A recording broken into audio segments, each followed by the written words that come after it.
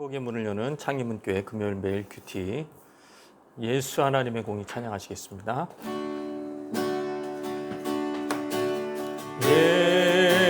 예수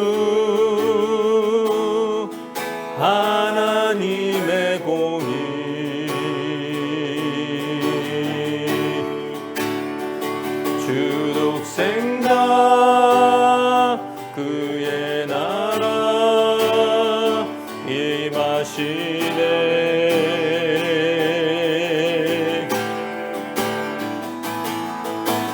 예수 재물이 되신 주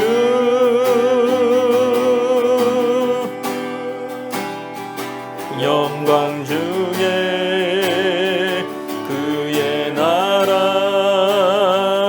임하시네.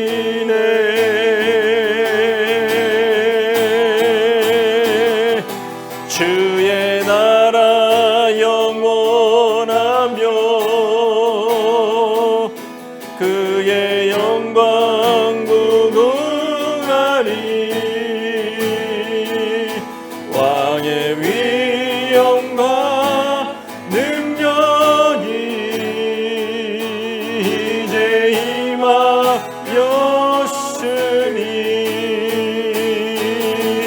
주의 주권과 주의 통치와 주의 나라 힘과 권세 임하네. 예수 하나님의 공의.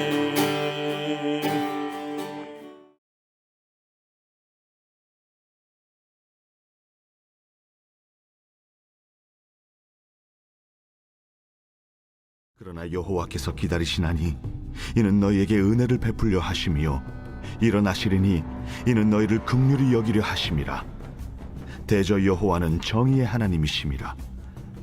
그를 기다리는 자마다 복이 있도다.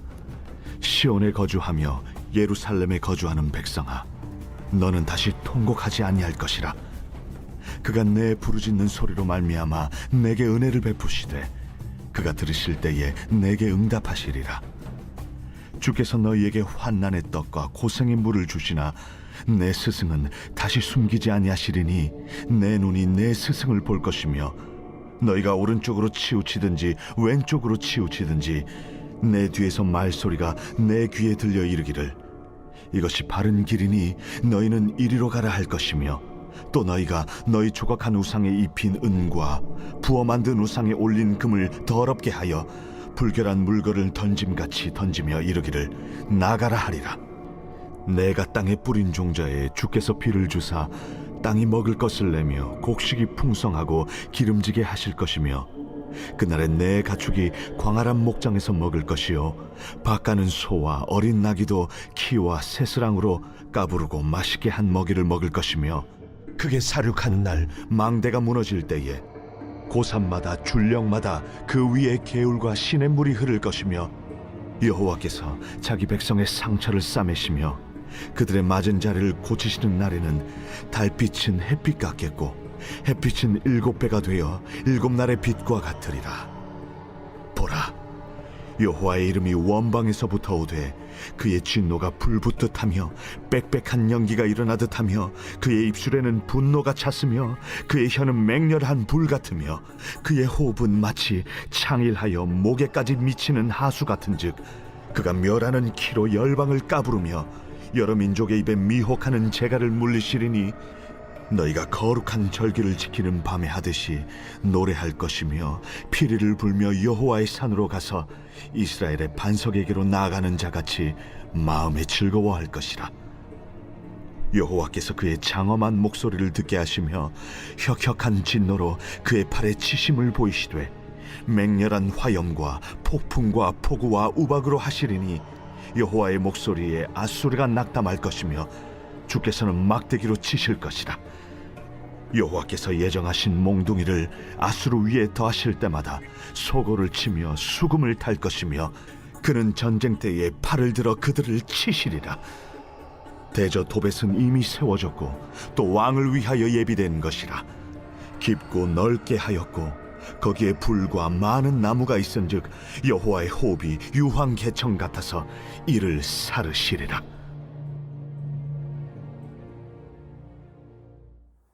이사야서 30장 전체는 먼저 그 남유다 지도자들의 타락상, 그들의 타락상은 정책 결정하는데, 국가의 중대한 정책을 결정하는데 하나님께 묻지 아니하고 하나님 앞에 의지하지 아니하고 하나님의 영을 통하지 않는 그런 이제 굉장히 하나님을 배제한 그런 행태, 그것이 바로 타락상이었다.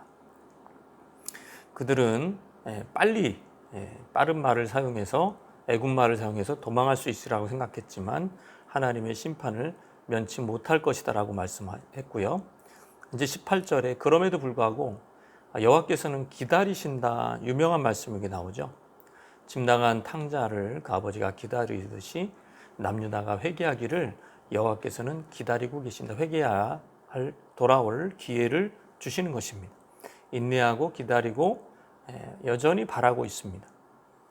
최후의 심판 시간을 늦추면서까지 기다리시는 이유, 그러니까 이제 아들이 망하기를 원하는 게 아니라 탕자처럼 깨닫고 돌이키기를 원하는 거죠.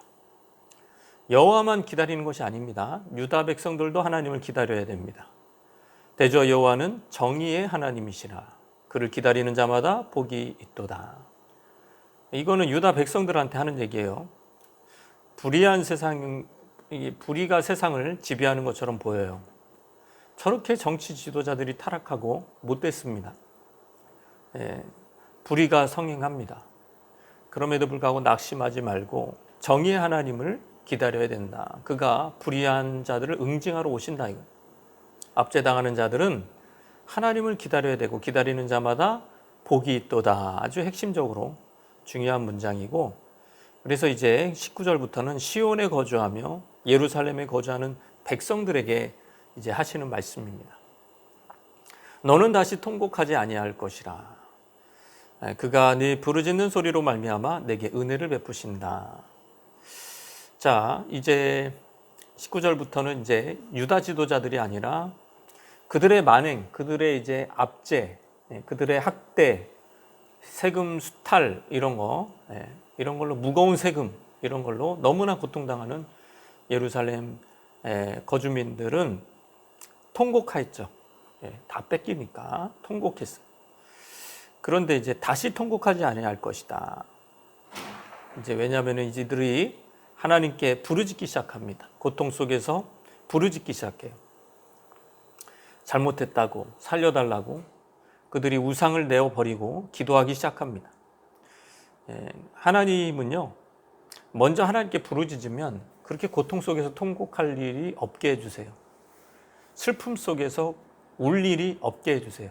그러니까 하나님 앞에서 우리가 울면, 하나님 앞에서 우리가 기도하고 정말 눈물을 흘리면 정말 이 세상으로 말미암아 속상한 일 때문에 눈물 흘릴 일을 없애주십니다. 이게 참 정의의 하나님이십니다. 그가 들으실 때 응답하실 것이다. 여전히 이 백성들과의 언약 관계가 유효한 것입니다. 주께서 너희에게 환난의 떡과 고생의 물을 주시나 네 스승은 다시 숨기지 아니하시리니 네 눈이 네 스승을 볼 것이다. 이 전쟁으로 인한 경제적인 고립과 궁핍은 이렇게 상징적으로 얘기하고 있어요. 환난의 떡을 먹고 고생의 물을 마셨다. 식량 사정이 극히 나빠진 거죠. 그렇게 된 이유는, 경제적인 문제가 생긴 이유는 진리를 가르치는 스승을 버렸기 때문에 스승이 사라졌어요. 그러니까 경제적인 문제는 그 원인이 경제적인 데 있는 게 아니라 영적인 데 있는 거죠. 하나님께 꼬였던, 하나님과의 관계가 꼬였던 그 매듭을 먼저 풀면, 그래서 이제 풀어주시겠다. 네 눈이 네 스승을 볼 것이다. 더 이상 하나님의 말씀을 숨기지 않을 것이다. 그 영적인 만나를 먼저 먹어야 육적인 만나도 풍성해지는 그런 원리를 특히 그 자녀에게 베푸시는 것이죠.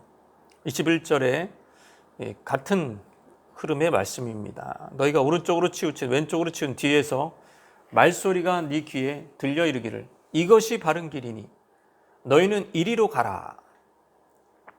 어느 길을 갈 것인가 하는 문제가 유다를 괴롭힌 거죠. 잘못된 선택을 유다 지도자들은 했어요.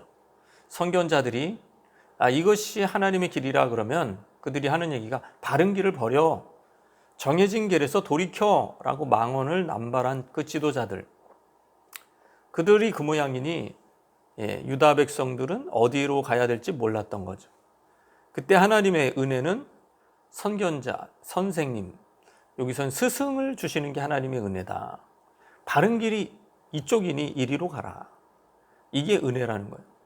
귀에 똑똑히 들리고 이해할 만큼 그런 진리의 소리가 전달되는 것이 하나님이 베푸시는 은혜다. 그러니까 말씀이 잘 들리는 거, 그게 은혜라는 거죠. 말씀 앞에 머물고 말씀을 전할 스승을 항상 둔다는 거, 그게 하나님 베푸신 은혜라는 것입니다. 그런 은혜가 임할 때 바른 길을 계속 가게 되면 그동안 섬겼던 귀하게 존귀하게 여기며 섬겼던 우상을 치워버리게 돼 있어요. 22절에 조각한 우상, 입힌 은과 부어 만든 우상을 더럽게 할 것이다. 불결한 물건을 던진같이 던져버릴 것이다. 바른 길을 따라가는 자는 스스로 만든 우상을 스스로 깨트립니다. 유다 백성들은 깎아서 조각한 우상, 주조술로 부어서 만든 금속 우상, 거기는 바알, 아세라, 각종 산당에서 섬기는 가나안 신들, 심지어 모세 시대부터 계속 있어온 놋뱀도 있습니다. 이 우상들이 마치 생사화복을 주장하는 것처럼 신처럼 떠받친 것이죠. 근데 그렇게 지금까지 존귀 여겼던 우상들을 불결한 물건처럼 여길 것이다. 회개의 영이 임하면 죄가, 그동안 죄의 행위나 어떤 특정한 죄가 불결해집니다. 그것을 미워하기 시작해요. 회개의 영이 임한 것이다. 회개는 입술로만 고백하는 것이 아니라 이렇게 미운 마음이 싫어, 저 사람이 싫으면 같이 있지도 않잖아요. 그런 것처럼 그 죄가 싫으면 멀리 하는 거예요. 또 다른 비유가 나옵니다. 네가 땅에 뿌린 종자에 주께서 비를 주사 땅이, 이 비유가 아니죠. 이거는 땅이 먹을 것을 내며 곡식이 풍성하고 기름지게 할 것이며 그날에 네 가축이 광활한 목장에서 먹을 것이다. 영적 회개는 육적으로 눈에 보이는 만져지는 땅과 하늘에도 복을 주십니다. 땅의 주인이 깨끗해지니까 땅도 달라지는 거예요. 회개한 자가 일구는 밭에서는 이게 비도 잘 내려. 곡식도 풍성해. 강수량이 여기선 제일 절대적이죠.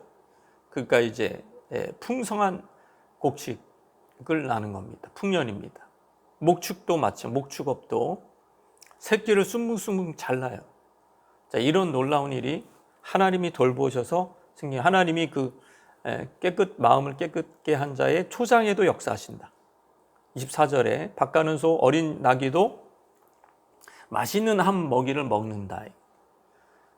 음식이 남아돌아. 먹을 게 남아돌아. 소출이 많아요. 그러니까 짐승의 새끼들도 복을 받는 거예요.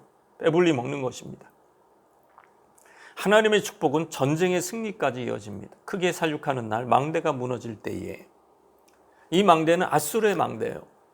유다 백성의 원수들이 크게 살육당하는 날, 그들이 아수르가 의지하는 망대는 무너진다.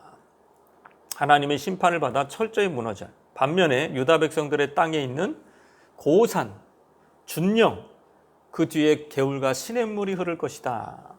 이건 좀 비유죠. 이거는 풍요의 땅으로 원수는 망하고 유다 백성은 풍요롭게 된다는 의미입니다. 여호와께서 자기 백성의 상처를 싸매심에 그들의 맞은 자리를 고치시는 날에는 달빛이 햇빛 같겠고 햇빛은 7배가 돼. 7배, 7날의 빛. 7이 무슨 수죠? 완전수죠. 히브리적 의미는 완전과 충만을 얘기합니다. 하나님이 고치시는 날에 이제 하나님은 이렇게 상처를 싸매요. 하나님 앞에 범죄해서 맞았어요. 근데 그거를 아물도록 다 싸맵니다. 하나님께 징계받은 게 100% 치유가 되는 거예요. 자, 그리고 그때 치유받은 모습이 그 완전함이 7이라는 숫자로 상징되어 있어요. 유다에게 베푸시는, 회개하고 돌아와서 치유받는 유다에게 베푸신 구원의 은혜가 완전하다 이거. 충만하다 이거죠. 그러면서 이제 27절 이하는 아수르에 대한 멸망의 예언입니다.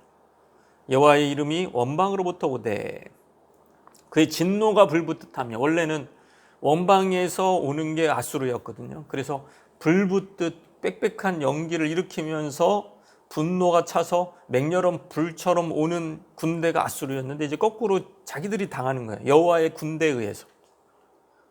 그의 호흡은 마치 창이라 목에 미치는 하수 같은지 그가 멸하는 키로 열방을 까부르며. 여기 또 비유가 나와요. 키질로, 홍수처럼, 먼저 갑자기 불어온 홍수처럼 피해를 입게 될 것이고, 키질로 알곡과 쭉정이를 골라내듯이 쭉정이는 까불어 모아서 태운다. 하나님은 키질하는 농부처럼 아수르만 골라내서 심판의 불에 던질 것이다. 반면에 하나님의 백성은 뭐하냐? 거룩한 절기를 지키는 밤에 하듯이 노래할 것이다 이거예요. 저들은 그냥 불구덩이에서 타고 아수르는 완전 아비규환이 되는데, 하나님의 백성은 여기서 거룩한 절기, 마치 유월절 어린 양의 피로 구원받은 백성은 먹고 마시고 있을 때 밖에서는 난리가 나. 밖에서는 애국 백성은 다 죽어나가고 장자들이. 근데 여기서는 구원의 백성들은 노래하고 피리를 붑니다. 여호와의 산에 가서 이스라엘의 반석에게 나아가서 마음이 즐거워합니다. 예배를 드린다는 거죠. 찬양하면서 여호와께서 그의 장엄한 목소리를 듣게 하십니다. 혁혁한 진노로 그의 팔에 치심을 보이시되 맹렬한 화염, 폭풍, 폭우, 우박, 이쪽 또 원수 아수르에게는 이렇게 하신다는 거예요. 아수르가 여호와의 목소리를 듣고 낙담한다. 이게 다 비유적으로 얘기하고 있고, 실제로는 엄청난 이제 전쟁의 소용돌이 속에서 멸망당하는 얘기를 하고 있는 거죠. 여호와께서 예정하신 몽둥이를 아수르를 위해 더하실 것이다. 아수르는 이제 신바벨론에 의해서 완전히 망하게 되죠. 속옷치며 죽음을 탈 것이다. 대저 도벳은 이미 설립되었고 또 왕을 위하여 예비된 것이라 깊고 넓게 하였고 거기 불과 많은 나무가 있은즉 여호와의 호흡이 유황개천 같아서 이를 사르시리라. 도벳이라는 것은 지금도 이제 존재하는 곳이죠. 예루살렘 남서쪽 거기 골짜기가 바로 흰놈의 골짜기고, 거기에 이제 거기 그 산당, 몰렉 신에게 제사하는 인신 제사하는 산당이 있었고 그게 도벳이에요. 거기에 이제 아수르 왕과 침략자들을 심판하기 위해서 오래전부터 거기에 땔감을 많이 준비하셨다는 거예요. 깊고 넓게 장작더미에는 불과 많은 나무가 있고 여호와의 호흡이 유황의 금처럼 거기서 살라버리신다. 아수르에 대한 심판 예언입니다. 지옥의 불처럼 사르시겠다. 이 말씀 생각하면서 우리가 범죄했을지라도 정신을 차리고 하나님 앞에 회개하며 악을 미워하고 우상을 던져버리고 바른 길이 뭔지 스승한테 배우면서 그것을 찾아갈 때에 하나님이 영혼이 먼저 잘 돼야 되는 거예요. 영혼이 잘 되고 영혼이 거룩해지면 삶의 모든 영역에 하나님이 복을 내려주신다. 현실적이고 물질적이고 실제적인 영역에서도 하나님은 개입하셔서 역사하시고 원수는 반대로 망하게 하시는 그런 하나님의 역사를 우리가 살펴보았습니다. 말씀 생각하면서 주님 앞에 나가시겠습니다.